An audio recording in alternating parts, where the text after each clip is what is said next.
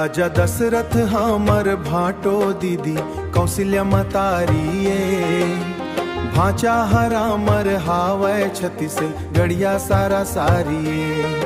अवधपुरिया राजा दशरथ छत्तीस गढ़िया कौशल्या महतारी, चंदखुरी पावन धाम राजा के बड़ सुघर ससुरारिये। माई कौशल्या के मायके महिमा भारी लागे, चंदखुरी माता के मंदिर मन खेला सुख देथे।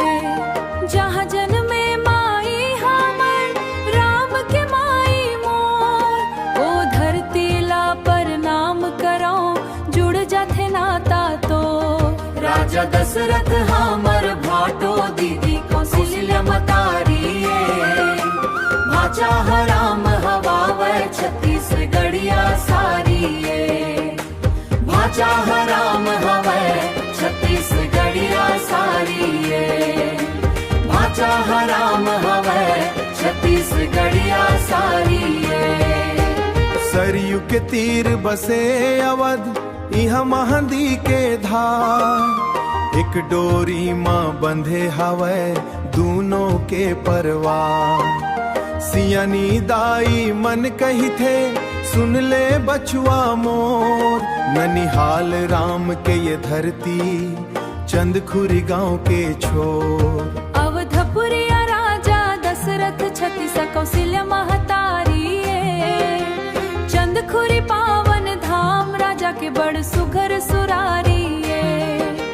कौशल्या के कोरले उतरे दुनिया के प्रभु राम, भाचा भाटो के नाताला ऐसने च रखबे जमन। राजा दशरथ हमर भाटो दीदी कौशल्या मतारिये, भाचा हराम हवावै छत्तीस गढ़िया सारिये।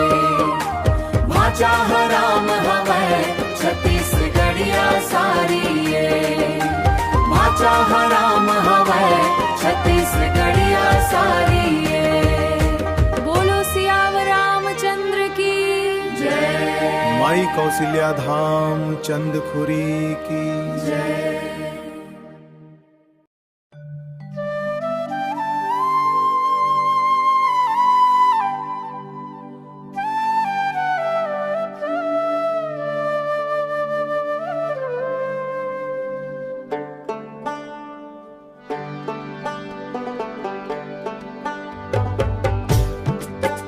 राजा दशरथ हमर भाटो दीदी कौशल्या महतारिये, भाचा हमर राम हावै छत्तीसगढ़िया सारा सारिये। अवधपुरिया राजा दशरथ छत्तीसगढ़िया कौशल्या महतारिये, चंदखुरी पावन धाम राजा जाके बड़ सुख ससुरारिये। राजा दशरथ हमर भाटो दीदी कौशल्या महतारिये, भाचा हमर राम हावै छत्तीसगढ़ सारिये।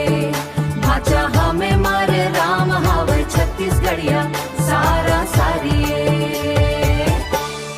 माई कौशल्या के माय के महिमा भारी लागे, चंदखुरी माता सुख देते। जहाँ जन्मे माई हमर राम के माई मोर, ओ धरती ला प्रणाम करो जुड़ जाथे नाता तो। राजा दशरथ हमर भाटो दीदी कौशल्या महतारिये, भाचा हमर राम हावै छत्तीसगढ़ सारिये। भाचा हमें मारे राम हावै छत्तीसगढ़िया सारा सारिये।